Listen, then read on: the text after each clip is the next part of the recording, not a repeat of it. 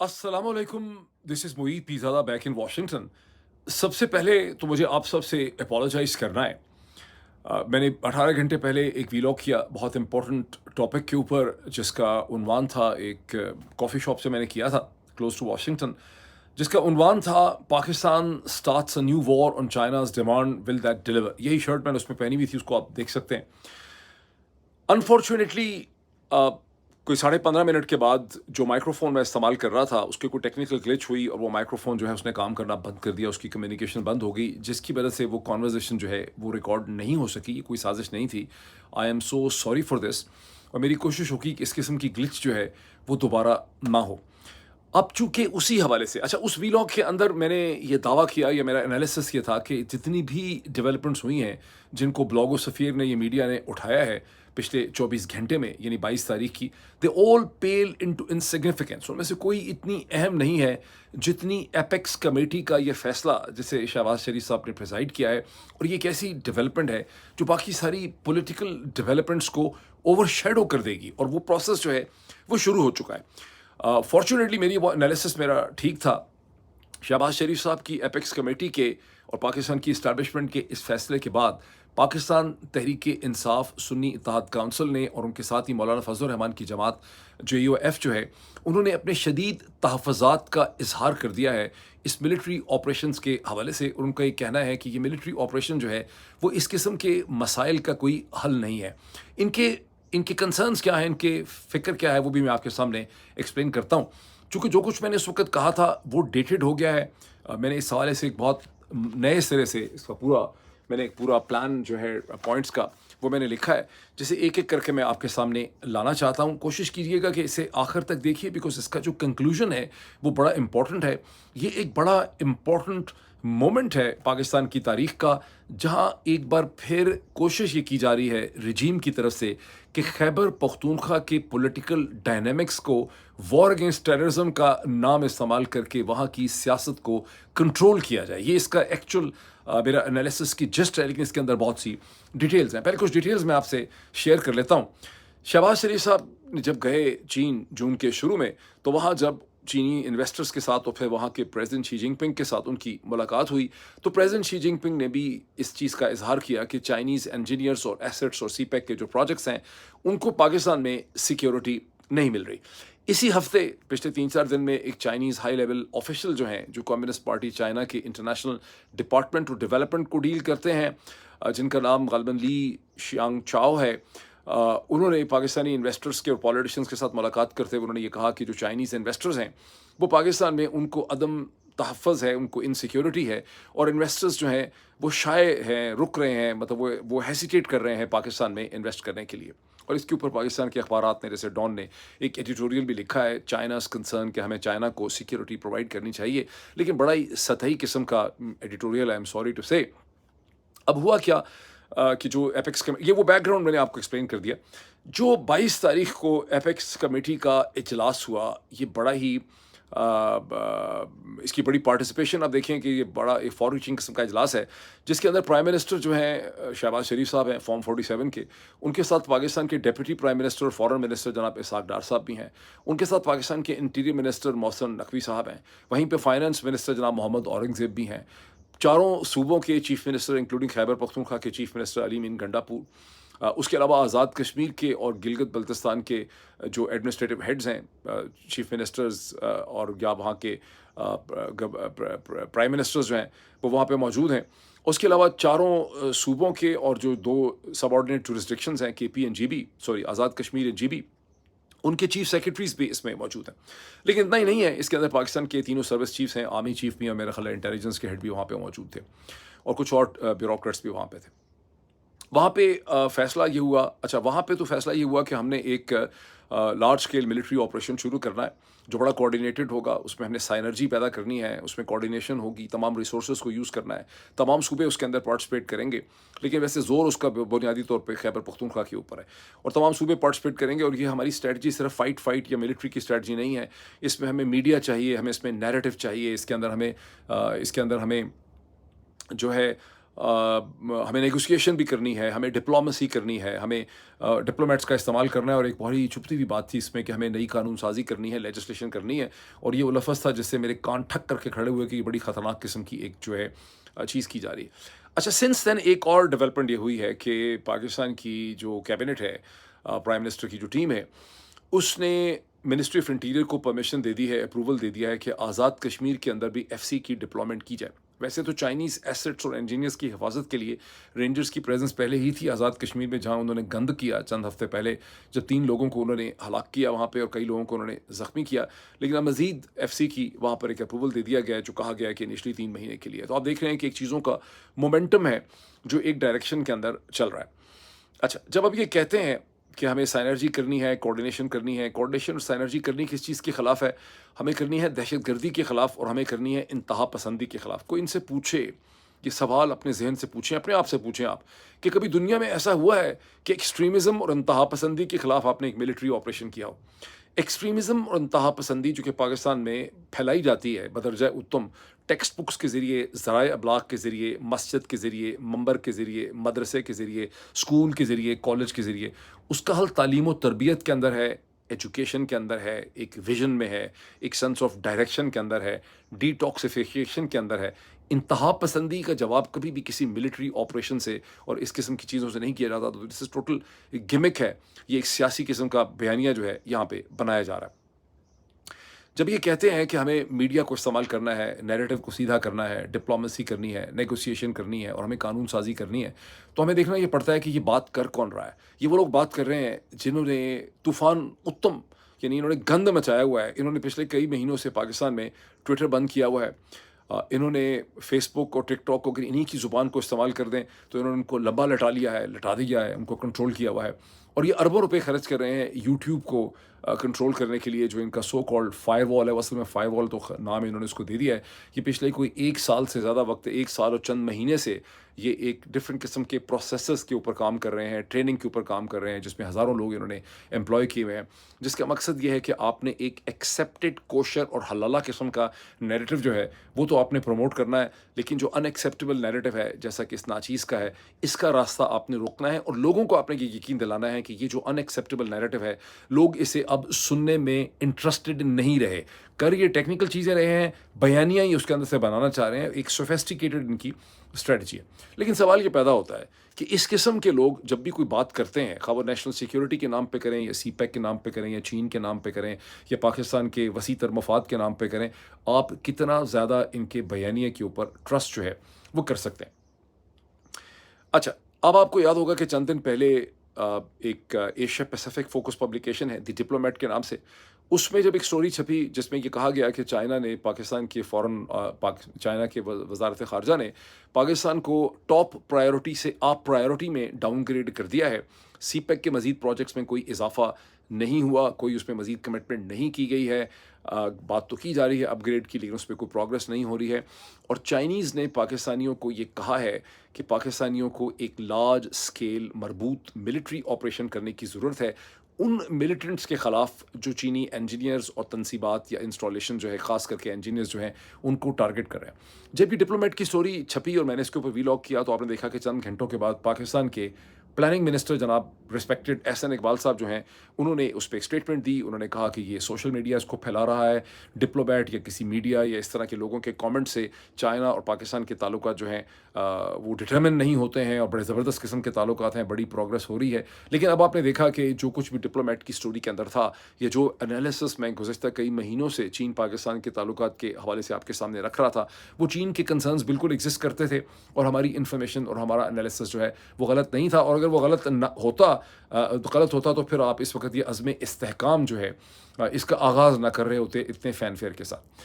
اب آپ دیکھیں کہ عزم استحکام کا جو نام رکھا گیا ہے، یہ بالکل چینی نام کی حد تک آپ سمجھیں، پروپیگنڈے کی حد تک چینیوں کی جو ضروریات یا ان کی ایموشنل نیڈز ہیں ان کو پورا کرنے میں اس حد تک کہ چینی کہہ رہے ہیں کہ آپ کے ہاں اسٹیبلٹی اور سیکیورٹی ہونی چاہیے، تو ہم نے نام ایسا ڈھونڈا ہے عزم استحکام۔ یعنی استحکام ہوتی ہی ایسی سیکیورٹی ہے جو مستقل ہوتی ہے، جس میں ایک اسٹرکچرل اسٹیبلٹی، یعنی آپ مستحکم استحکام کا مطلب ہے کہ آپ کہہ رہے ہیں کہ ہم چیزوں کو اسٹیبلائز کریں گے، تو نام ہی آپریشن کا رکھ دیا ہے کہ یہ ایک آپریشن فار اسٹیبلٹی ہے جو رکھ دیا گیا ہے۔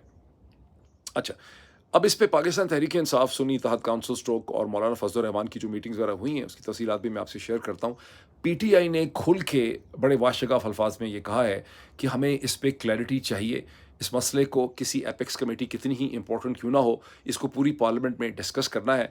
और अगर मुख्तलिफ डिस्ट्रिक्ट्स के अंदर, तहसीलों में और गाँव के अंदर कोई ऑपरेशन होना है, जहाँ पर मिलिट्री किस्म का ऑपरेशन होगा, तो उसके बारे में एक क्लैरिटी होनी चाहिए, इस पर एक वाइडर बहस होनी चाहिए। और उसमें ये भी हुआ कि ख्वाजा आसिफ साहब जो मसलसल इसके हवाले से बात करना चाह रहे थे एज डिफेंस मिनिस्टर, उन्हें पीटीआई स्ट्रोक सुन्नी इत्तेहाद काउंसिल के जो मेंबरान हैं, उन्होंने पार्लियामेंट में बोलने नहीं दिया, जिस पे ख्वाजा आसिफ बड़े भरम थे। ख्वाजा आसिफ का ये भी दावा था कि ख्वाजा आसिफ जो है वो माइनॉरिटीज़ के हवाले से यहाँ पर एक रेजोल्यूशन हुकूमत लाना चाहती। कोई इनसे पूछे कि माइनॉरिटीज़ को अगर आपने तहफ़्फ़ुज़ देना है तो अपने प्रैक्टिकल इकदामात से देना है, या उसके लिए आपने रेजोल्यूशंस पास करके माइनॉरिटीज़ को तहफ़्फ़ुज़ देना है। दूसरी तरफ से बहुत से लोगों को ये शक भी है कि सवात के अंदर ये जो वाक़या हुआ है मयादम के अंदर, इसके पीछे भी कोई साजिश है, और यहाँ ये तासुर पैदा किया गया है कि सवात के अंदर और खैबर पख्तूनख्वा के अंदर इंतहा पसंदी बहुत ज़्यादा है, यहाँ चीज़ें महफूज नहीं हैं और यहाँ पर एक वाइडर एडमिनिस्ट्रेटिव या मिलिट्री एक्शन करने की ज़रूरत है। जब ख्वाजा आसिफ साहब अपनी कोशिश करते रहे पार्लियामेंट में, नेशनल असम्बली में, तो बैरिस्टर गौहर अली खान तहरीक इंसाफ के जो एक्टिंग चेयरमैन हैं, उन्होंने बाहर निकल के एक प्रेस टॉक की, जिसमें उन्होंने कहा कि हम लोग पॉइंट ऑफ ऑर्डर के ऊपर बोलना चाहते थे, हमारे इस अज़्म इस्तेहकाम के हवाले से बड़ी रिजर्वेशंस हैं, लेकिन हमें बोलने नहीं दिया गया। और उस वक्त असद कैसर जो हैं वो भी उनके साथ थे, जिन्होंने वहाँ पे रिपोर्टर्स के साथ बात की। उसके बाद असद कैसर साहब ने जाके मौलाना फजल रहमान के साथ एक तफसीली मुलाकात की, और उसके बाद उन्होंने एक ट्वीट भी किया, जिसमें असद कैसर ने कहा कि हम ये समझते हैं, हम दोनों का इस पे इत्तफ़ाक़ है, हमारा मानना ये है कि जो भी मसाइल हैं खैबर पख्तूनख्वा के अंदर, मिलिट्री ऑपरेशन जो है वो उसका कोई सलूशन जो है वो नहीं है। अब Pakistan Tehreek Insaf, I am very glad कि उन्होंने बड़ी जल्दी इस चीज़ को पिक कर लिया। लेकिन पाकिस्तान तहरीक इंसाफ के बेसिकली यहाँ पर फियर्स और खौफ और कंसर्न हैं क्या? मैं समझता हूँ कि उनको ठीक तरह से समझ आ गया है, बहुत जल्दी उनको समझ आ गई है कि ये अज़्म इस्तेहकाम दर हकीकत एक चालाकी है खैबर पख्तूनख्वा के पॉलिटिकल डायनामिक्स को कंट्रोल करने के लिए। और पाकिस्तान तहरीक इंसाफ और बहुत से लोग जो कि हुकूमत को रेसिस्ट कर रहे हैं, उनको अब डिलेजिटिमाइज़ करना चाह रहे हैं। मुख्तलिफ लोगों पे मुख्तलिफ किस्म के इल्ज़ाम लग जाएंगे, नए कवानीन बनाए जाएंगे। कभी कहेंगे किसी एमएनए ने, किसी एमपीए ने किसी दहशतगर्द को सपोर्ट कर दिया है, उसके घर से असला निकल आया है, वो सपोर्ट कर रहा था, उसकी फ़लाँ ज़माने में मुलाकात हुई, फिर उनकी तस्वीरें निकाली जाएंगी कि ये फ़लाँ जगह पे खड़ा हुआ था, ये तो लोग दहशतगर्द हैं, और सो ऑन। इसमें हंड्रेड्स ऑफ चीज़ें हो सकती हैं। बेसिक बात यह है कि खैबर पख्तूनख्वा की पॉलिटिक्स को कंट्रोल करने के लिए, उसको डिलेजिटिमाइज़ करने के लिए ये चीज़ है, और ये पीटीआई को देर नहीं लगी, उनको समझ आ गई। सो आई एम वेरी ग्लैड कि उन्होंने अपना दिमाग जो है इसमें इस्तेमाल किया। थोड़ा सा इसका मैं एक वाइडर आपको बैकग्राउंड दे दूं कि पॉलिटिकल साइंस एक ऐसा सब्जेक्ट जिसको पाकिस्तान में बिल्कुल भी पढ़ा नहीं गया। पॉलिटिकल साइंस आप पढ़े तो आपको अच्छी तरह से ये बात समझ आ जाती है कि जब भी किसी थिएटर ऑफ कॉन्फ्लिक्ट के अंदर, कि किसी भी थिएटर में, पॉलिटिकल थिएटर के अंदर आप मिलिट्री ऑपरेशन या फ़ौज को इंट्रोड्यूस करते हैं, तो फिर फ़ौज वहाँ के सारे डायनामिक्स को संभाल लेती है, और वहाँ की जो सिविल और जुडिशल और लीगल एडमिनिस्ट्रेशन होती है वो ख़त्म हो जाती है, बेदस्तोपा हो जाती है, डिसफंक्शनल हो जाती है। बिकॉज जितने भी डायनामिक्स होते हैं वो एक मिलिट्री के कर्नल या ऑपरेशनल जो गैरिजन ब्रिगेडियर कर्नल है उसके माइंड से फ़्लो करते हैं। वहाँ ना कोई अदालत होती है, ना कोई मैजिस्ट्रेट होता है, ना कोई पुलिसिंग होती है, ना कोई सिविल सोसाइटी बचती है। मुझे याद है बहुत साल पहले मैंने अमेरिका की जो फॉर्मर नेशनल सिक्योरिटी एडवाइज़र, या शायद सेक्रेटरी स्टेट भी नहीं, कॉन्डोलीसा राइस की मैं किताब पढ़ रहा था। किताब का नाम था नो हायर ऑनर। उसके पहले चैप्टर में कॉन्डी राइस ने ये लिखा कि वॉर अगेंस्ट टेरर जो हुई है 9/11 के बाद, उसका एक बहुत बड़ा नुकसान ये है कि जब भी आप फ़ौजी फ़ैसले करते हैं तो पेंटागन की जो हैसियत, ताकत, रीच और लॉजिस्टिक फैसिलिटी, उसका ज़ोर जो है वो वाशिंगटन में बहुत ज़्यादा बढ़ जाता है। और दुनिया से डील करने के लिए जो एप्रोप्रिएट फोरम है, जो कम्युनिटी है, वो डिपार्टमेंट ऑफ द स्टेट की है, यानी कॉन्डोलीसा राइस का अपना डिपार्टमेंट। लेकिन हम बिल्कुल पीछे रह जाते हैं, हमारी अहमियत और हैसियत ख़त्म हो जाती है, और सारा का सारा जो लेंस है दुनिया से डील करने का अमेरिका का, वो मिलिट्री के लेंस से डील होने लग जाता है। और ये बड़ी ख़तरनाक चीज़ है, और इससे मसाइल जो है पैदा होते हैं। और अगर आप अमेरिका में जो लोग इंटरेस्टेड हैं पॉलिटिकल डायनामिक्स में, वो ये समझते हैं कि किस तरह से 9/11 के बाद अमेरिका की पॉलिटिक्स में एक गंद और एक टॉक्सिसिटी जो है वो पैदा हुई। बड़ी मुश्किल से उसको किसी हद तक ये कंट्रोल कर सके हैं, पूरी तरह से कंट्रोल नहीं कर सके, लेकिन ये बड़ा पढ़ा लिखा किस्म का मुल्क है। अब आप ये देखें कि मैं थोड़ा सा, वैसे तो जो फाटा और खैबर पख्तूनख्वा में जो ऑपरेशंस हमने किए हैं उनकी बड़ी लंबी चौड़ी हिस्ट्री है, लेकिन इससे पहले कि मैं उसमें जाऊं, मैं एक चीज़ आपसे प्राइवेट शेयर करना चाहता हूं। बहुत साल पहले, आप में से बहुत से लोग वाकिफ़ होंगे, पीटीवी के अंदर एक बहुत ही ज़बरदस्त किस्म का مزاحیہ مزاح کا پروگرام ہوا کرتا تھا، اس کا نام تھا 50-50۔ اس میں خاکے ہوتے تھے، 3 4 5 خاکے ہوتے تھے، اس میں 30 40 منٹ کا پروگرام ہوتا تھا۔ اس کا ایک خاکہ مجھے یاد ہے جس میں کٹ لگائی جا رہی تھی کہ ایک فلم پروڈیوسر ہے لالی ووڈ کا، پاکستان کا، وہ بتاتا ہے کسی کو کنا کم کہ ایک کامیاب فلم اردو یا پنجابی کی بنانے کا، خاص کر کے پنجابی کا شاید، ایک کامیاب فارمولہ جو ہے وہ کیا ہے۔ وہ کامیاب فارمولہ یہ ہے کہ ایک ہیرو ہوگا، ایک ہیروئن ہوگی، ان دونوں آپس میں محبت ہوگی، پھر ایک ویلن ہوگا، اور ہیرو کے جو لوگ ہیں، ہیرو اور ہیرو کے جو سپورٹرز ہیں، ان کے اور ویلن کے درمیان میں لڑائی ہونی چاہیے۔ پھر وہ ایکسپلین کرتا ہے، میں سے بہت سے لوگوں کو یاد آ جائے گا کہ کر دے اندر لڑائی، کر دے پار لڑائی، سڑک تے لڑائی، باہر لڑائی، چھت تے لڑائی، یعنی گھر میں لڑائی، باہر لڑائی، ٹرین کے اندر لڑائی، ٹرین کی چھت کے اوپر لڑائی، سڑک پہ لڑائی، پٹری پہ لڑائی، اور درمیان میں محبت بھی ہو رہی ہے۔ اور اگر یہ آپ ایک فلم میں یہ چیزیں ڈال دیں، تو یہ انگریڈینٹس اس میں پیدا کر دیں، تو فلم جو ہے وہ بڑی کامیاب جو ہے ہو جاتی ہے۔ جب سے میں نے ہوش سنبھالا ہے، یعنی جب ہوش نہیں سنبھالا وہ ایک بات ہے، جب سے ہوش سنبھالا ہے 4 5 سال کی عمر سے، اس کے بعد سے میں یہی دیکھ رہا ہوں کہ پاکستان اور پاکستان کا نظام جو ہے وہ کسی نہ کسی شکل میں جنگ ہی کر رہا ہے۔ یعنی ہمارے ہوش سنبھالنے سے پہلے ہم وہ فیز تو ختم ہی ہو چکا ہے جہاں ہم نے بنگالی جو اس ملک کی میجورٹی تھے، اکثریت تھے، وہ اس ملک کو ریاست کے خلاف ہو گئے، وہ ہندوستان سے مل گئے، انہوں نے ملک سے غداری کی، ہمیں ان کے خلاف آپریشن کرنے پڑے۔ لیکن لوگ کہتے ہیں کہ یہ آپریشنز کی تاریخ وہاں سے نہیں شروع ہوئی تھی، یہ تو 1947-48 میں ہم نے شروع کر دی۔ پہلے کشمیر میں تو چلے ہو ہی گیا ہمارے سے ہاتھ، لیکن 48 میں ہم نے بلوچستان میں کالات میں آپریشن کر دیا۔ پھر ہم 50s میں ہم نے چھوٹے چھوٹے آپریشن جو تھے فارمر ایسٹ پاکستان میں شروع کر دیے۔ 1960 کی دہائی میں ہم نے بلوچوں کی انسرجنسی کچلنے کے لیے پہلے وہاں پہ باقاعدہ آپریشن کیے۔ پھر 1971 کا تو بڑا ذکر ہو چکا ہے، لیکن 1971 کے بعد میں آپ کو یاد کرواؤں گا کہ 73-75 میں ہم نے ایک اور بہت بڑا آپریشن کیا بلوچستان کی، وہاں کی حکومت ختم کر دی، وہاں پر لوگ پہاڑوں پہ چڑھ گئے، وہ ہمارا آپریشن ہوا۔ ابھی یہ آپریشن کی انک خشک نہیں ہوئی تھی، اس کے معاملات سیٹل نہیں ہوئے تھے، تو تمام ہسٹوریکل جو اچھی کتابیں ہیں اس سے پتہ چلتا ہے کہ ہم نے پشاور کو سینٹر بنا دیا۔ سردار داؤد خان کی جو حکومت تھی افغانستان میں، سوویت سپورٹڈ، اس کے خلاف ہم انسرجنسی پیدا کر رہے تھے، اور گلبدن حکمت یار اور احمد شاہ مسعود اور اس طرح کے اور بھی بہت سے ایسٹس ہم نے وہاں پہ پالے ہوئے تھے۔ ہم ان کے دیہات کے اندر، مضافات کے اندر ایک انسرجنسی کو سپورٹ کر رہے تھے۔ پھر 1980 سے لے کے 1987 تک ہم نے ایک پوری جنگ کی سوویت آکوپیشن کے خلاف مغرب کے ساتھ مل کے، جس کو ہم نے جہاد کا نام دیا۔ اب یہ جنگ ٹھیک طرح سے ٹھنڈی ہوئی نہیں تھی، ابھی جنیوا ایکارڈ یا معاہدہ ہو رہا تھا۔ ہم نے اپرچونٹی دیکھی، اور ہم نے ہندوستانی پنجاب میں جہاں پہلے سے ہی ڈسٹربنس تھی، ہم نے وہاں پر سکھوں کو، ان کی ملیٹنسی کو سپورٹ کرنا شروع کر دیا۔ پھر اس کے بعد ہمیں مزید ہوشیاری آئی، اور جو ہمارے پاس ایسٹس اور جہادی تھے، ہم نے کہا ان کا کیا کریں۔ ہم نے انہیں کشمیر میں جہاں پہ ڈسٹربنس تھی، ہم نے ان کو وہاں ایک نیا جہاد کرنے کے لیے وہاں پہ ڈال دیا۔ یہ کہانی بڑی لمبی ہے۔ 9/11 کے بعد ہم نے دوبارہ جنگ شروع کر دی نہیں، 9/11 سے پہلے ہم نے وہ جو 1988 کے بعد جو افغانستان کے مجاہدین تھے، ہم مختلف دھڑوں کو سپورٹ کرتے رہے کابل کے کنٹرول کے لیے۔ پھر ہمیں سمجھ آئی کہ طالبان ہمارے کام کے ہوں گے، پھر ہم نے طالبان کے اوپر اپنا ہاتھ رکھ دیا۔ پھر طالبان نے ہماری مدد سے کابل پہ، ہرات اور تمام افغانستان پہ قبضہ کر لیا۔ پھر 9/11 کے بعد ہم امریکہ اور مغرب کے ساتھ مل گئے انہی طالبان کے خلاف۔ کچھ عرصے کے بعد امریکہ اور مغرب نے ہم پہ یہ الزام لگایا کہ ہم ڈبل گیمز کھیل رہے ہیں، ادھر حقیقت ہم طالبان کو سپورٹ کر رہے ہیں، اور اب وہی طالبان جب پاور میں آ گئے ہیں ساری دنیا کے بعد، تو اب ہم انہی طالبان کے خلاف دوبارہ جو سارا بیانیہ اور نیریٹو بنا رہے ہیں۔ پچھلے ہی دن جو دن ختم ہوا 22 تاریخ کو، پاکستان کے جو ایمبیسڈر ہیں اقوام متحدہ میں، منیر اکرم صاحب جو ہیں، انہوں نے وہاں پہ اقوام متحدہ سے یہ کہا ہے کہ افغانستان کو پرسویٹ کیا جائے، روکا جائے، بیکاز افغانستان کے اندر جو TTP اور بہت سے ایسے عناصر ہیں وہ پاکستان کے اوپر حملے کر رہے ہیں۔ میرا مطلب کہنے کا یہ ہے کہ پاکستان میں ہم نے جب سے آنکھ کھولی ہے، ہم نے صرف جنگ ہی دیکھی ہے، ہم نے کانفلکٹ ہی دیکھا ہے۔ اس کی وجہ یہ مجھے سمجھ آتی ہے کہ 1958 کے مارشل لا کے بعد پاکستانیوں کی جو سائیکی ہے، جو مائنڈ ہے، وہ ٹوٹلی ملٹرائز ہو چکا ہے۔ ہمارا جو سوچنے کا طریقہ صرف فوجی افسروں کا نہیں، ہمارے پولیس والوں کا، ہمارے ڈپٹی کمشنرز کا، ہم سب کا، صحافیوں کا، جرنلسٹ کا، ڈان اخبار کے ایڈیٹوریلز کا، جو سارے کے سارے ہم لوگ ہیں رپورٹرز، ہم سوچتے ہی ایک سپاہیانہ ذہن سے ہیں۔ لمبا پالو، تھلے لگا دو، گستاخ رسول کی ایک ہی سزا، سرتن سے جدا، سرتن سے جدا، اس کو چھتر لگائیں، الٹا لٹکا دیں، 2 چھتر پڑیں گے تو یہ ٹھیک ہو جائے گا، انہوں ننگا کر دو۔ اسی میں ہمیں پھر یہ بھی ہے کہ لوگوں کو برہنہ کر دو، لڑکیوں کو بھی مارو پیٹو، لڑکیوں کو بھی پتہ نہیں ریپ کر دو، یعنی پوری ایک تشدد کی جو پوری ایک سائیکالوجی ہماری بن چکی ہے۔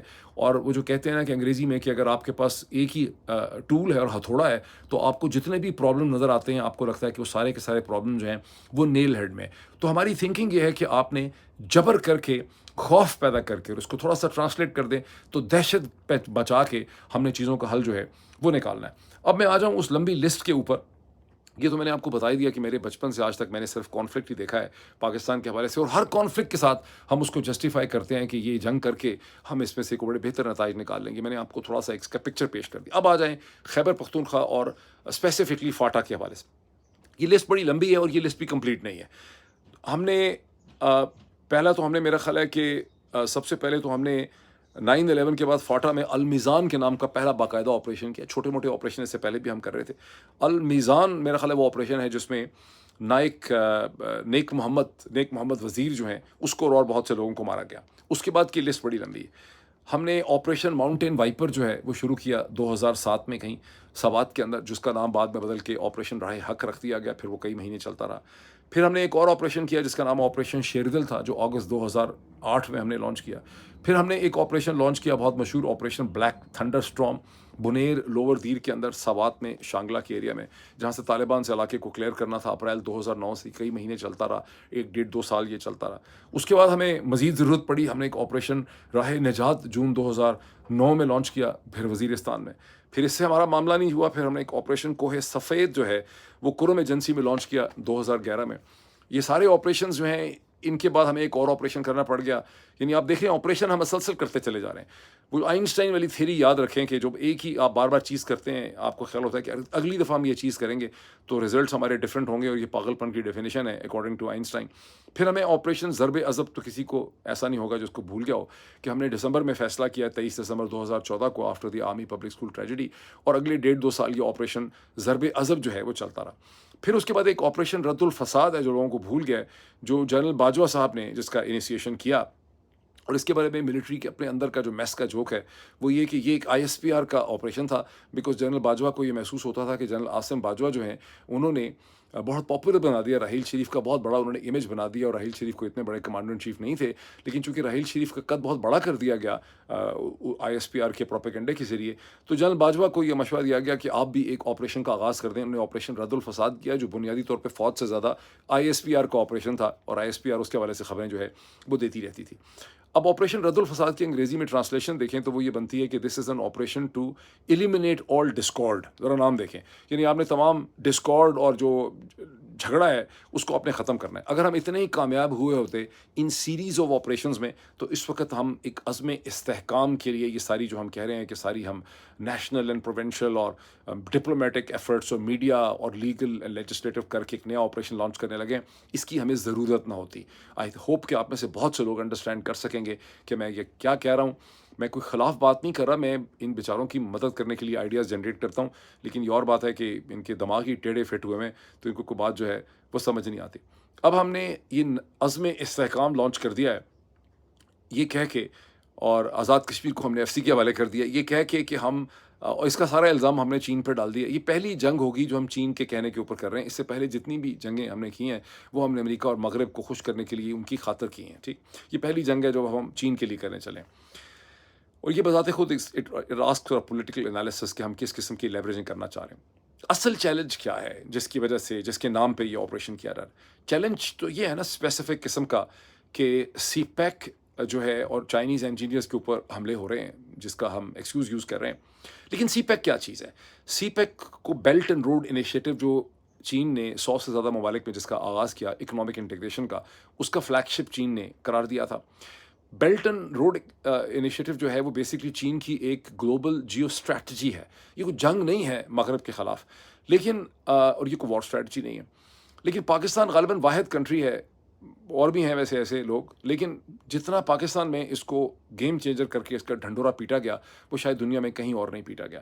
جب میں پاکستان میں تھا میں نے کئی دفعہ چائنیز انجینئرز اور وزٹنگ ڈگنیٹریز جو ہیں، یہ ڈپلومیٹس جو ہیں، انجینئرز نہیں، کمپنیز کے جو ہیڈز ہیں، جو ڈپلومیٹس ہیں، ان سے میں نے بات کی۔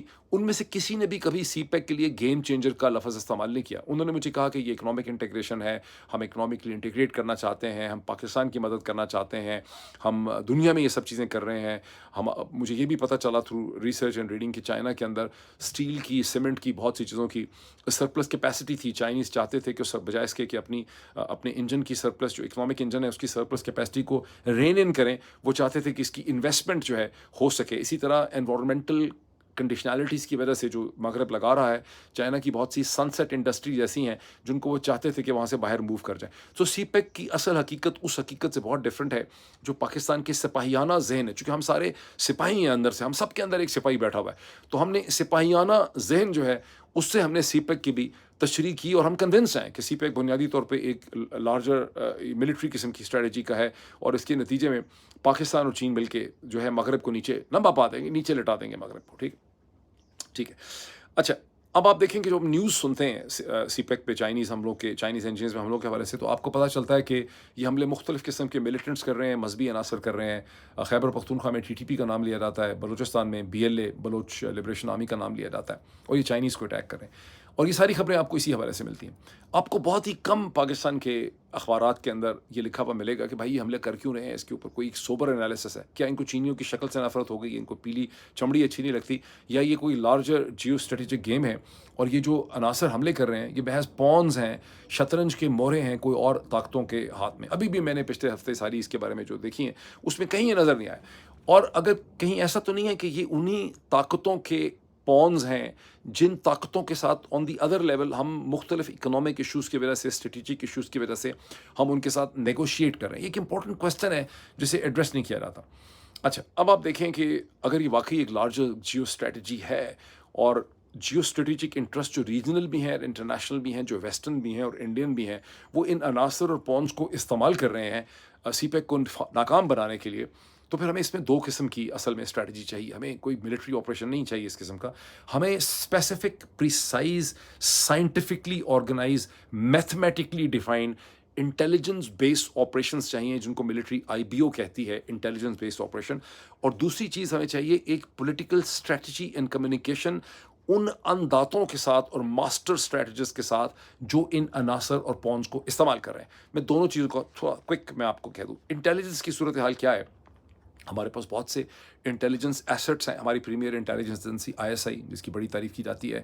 ہمارے پاس MI ہے، ایک بڑی اسپیسیفک نیش انٹیلیجنس آرگنائزیشن ہے.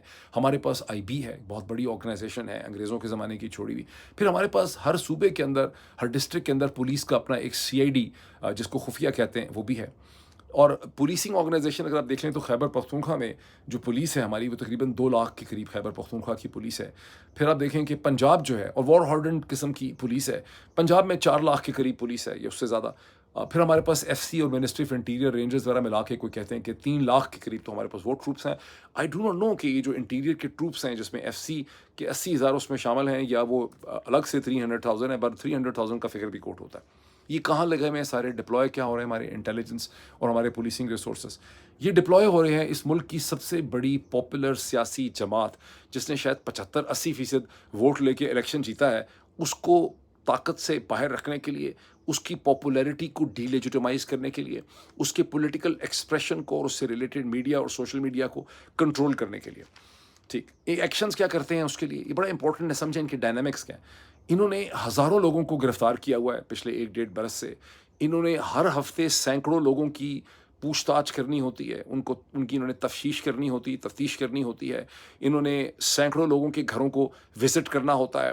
انہوں نے ان کے رشتہ داروں کو ہراساں کرنا ہوتا ہے. انہوں نے ان کے کاروباروں کی خبر رکھنی ہوتی ہے. اور جب انہوں نے لوگوں کو اریسٹ کیا ہے تو ان کو پوری پاکستان کی، پنجاب اور خیبر پختونخوا کی، اسلام آباد کی پروسیکیوشن کو بھی انفلوئنس کرنا ہے، پولیس کو بھی کنٹرول کرنا ہے، ان کو عدالتوں کو، جوڈیشل فورا کو کنٹرول کرنا ہے، ان کو میجسٹریٹس کو بھی انگیج کرنا ہے، ان کو جو ATC کے جج ہیں ان کو بھی کنٹرول کرنا ہے، ان کو سیشن اور ڈسٹرکٹ ججز کو کنٹرول کرنا ہے. جو کنٹرول نہ ہو اس کو سرگودا کے جج کی طرح آپ نے اس کو ہراساں کرنا ہے، آپ نے اس کو ٹارگٹ کرنا ہے. آپ نے اسلام آباد ہائی کورٹ کے ججز کو بھی مینیج کرنا ہے. آپ نے لاہور ہائی کورٹ کے چیف جسٹس اور جسٹس شاہد کریم کو بھی ڈرا کے رکھنا ہے. اور اگر آپ کو چیف جسٹس بات نہ مانے تو پھر آپ نے اپنی ریسرچ کرنی ہے. ظاہر ہے اس کو بہت سے لوگوں نے کرنا ہے. آپ نے اس کی بیٹی کا کوئی پرانا کیس بھی نکالنا ہے، ٹریفک کا حادثہ ڈھونڈنا ہے، جج کی اور کوئی پراپرٹی کے ایشوز بھی ڈھونڈنے. یہ پروسیس ہے، آپ سمجھتے چلے جا رہے ہیں. تو آپ ذرا غور کیجئے کہ پاکستان کی جو ساری انٹیلیجنس ایسٹس ہیں جن کو بہت انٹیلیجنٹ کام کرنا تھا چائنیز انجینئرز اور سی پیک کو پروٹیکٹ کرنے کے لیے، وہ لاکھوں کی تعداد میں لگے ہوئے ہیں پاکستان کی پالیٹکس کو کنٹرول کرنے کے لیے.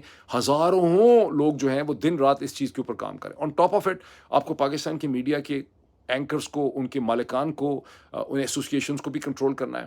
آپ کو बार एसोसिएशंस को भी कंट्रोल करना है कि कहीं वो जजेस को सपोर्ट ना प्रोवाइड कर दें, और आपको बिजनेस ऑर्गेनाइजेशंस को भी कंट्रोल करके रखना है कहीं वो कोई स्टेटमेंट ना दे दें, और साथ ही आपको सोशल मीडिया का जो भूत है उसे भी कंट्रोल करना है। आपको फेसबुक को भी लटकाना है, आपको टिकटॉक को भी लटकाना है, आपको ट्विटर को भी बंद करके रखना है, आपको मेरी तरह के 5-6 जो बाहर बैठे हैं उनके खिलाफ इंटरपोल के खिलाफ भी केस बनाना है, और आपको जो है अरबों रुपए आपने खर्च कर दिए यूट्यूब को कंट्रोल करें। आपके पास कहाँ टाइम है और ह्यूमन रिसोर्स है, ये एनर्जी बची है कि आप चाइनीज़ इंजीनियर्स पे होने वाले हमले, जो ज़ाहिर है कि चाइनीज़ इंजीनियर्स पे हमले अफ़गानिस्तान से आके तो लोग नहीं कर रहे, ये वो नेटवर्क्स हैं जो पाकिस्तान के अंदर मौजूद हैं, इनको सपोर्ट भी हासिल है, ये छोटी-छोटी टुकड़ियों में काम करते हैं, ये फ़ोन भी इस्तेमाल करते हैं, ये पैसा भी खर्चते हैं, ये नज़र रखते हैं, ये सर्वेलेंस करते हैं। तो जब तक आपके पास एक well defined intelligent intelligence community नहीं होगी, जो इनकी मूवमेंट के ऊपर इनके राब्तों के ऊपर खबर रखेगी, आप कैसे कंट्रोल कर सकते हैं? तो जहाँ आपको specific pincer style intelligence based operations चाहिए, वहाँ आप एक जंग करने चलें, और जिसकी पूरी हिस्ट्री मैंने आपको पहले बता दी कि कितनी आप पहले कर चुके हैं। लेकिन ये इतना ही नहीं है, इसमें आपको एक पॉलिटिकल नेगोशिएशन और कम्युनिकेशन चाहिए। अब वो क्या है? हमें बेसिकली तौर पर ये जो याजूज माजूज हैं, टीटीपी हो या बीएलए हो, इनको तो ज़ाहिर है किसी ने ये टास्क दिया है ना, जो इनके टास्क मास्टर्स और मैनेजर हैं, हमें उनसे नेगोशिएट करना है। हमें उनको ये यकीन दिलाना है सच्चे तरीके से कि हम कोई सलाहुद्दीन अय्यूबी, मोहम्मद बिन कासिम और तारिक बिन ज़ियाद नहीं हैं। हम कोई खालिद बिन वलीद जो हैं, उनको उनकी स्पिरिट नहीं कैरी कर रहे। हम तो एक 250 मिलियन का गरीब, मजबूर, इकोनॉमिकली डिसएडवांटेज, स्ट्रगलिंग मुल्क है, जिसके ऊपर कर्जा है, जिसको एनवायरमेंटल डिज़ास्टर है, दुनिया में ग्लोबल वार्मिंग की वजह से हम पे फ्लड्स आ रहे हैं जिन्हें हम कंट्रोल नहीं कर सकते। हमारी नाख्वानदा पॉपुलेशन है, उसके पास स्किल्स नहीं है, हमें उसको ट्रेन करना है।